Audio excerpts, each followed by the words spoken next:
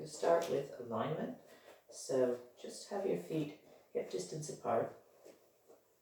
Make sure your ankles are directly under your hips, your knees directly over your ankles, and just lean forward and back just a little bit. So you can rock back and forth, moving the weight from the front of your feet to the back of your feet.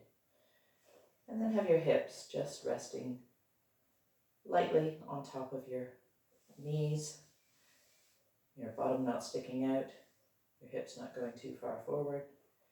And then finally your shoulders resting on top of your hips, your knees, and your ankles. And your head should float gently in between.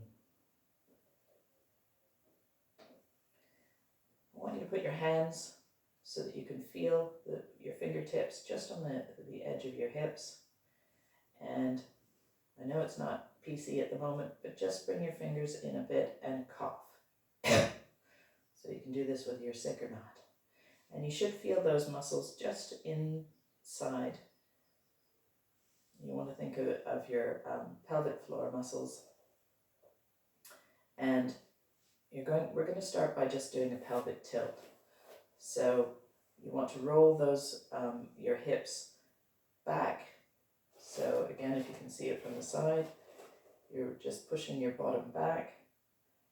And then, as a lot of people do when they hyperextend, I don't want you to hyperextend your knees, but I'm just over accentuating it so you can see. And then rolling forward, so you bring your hips forward.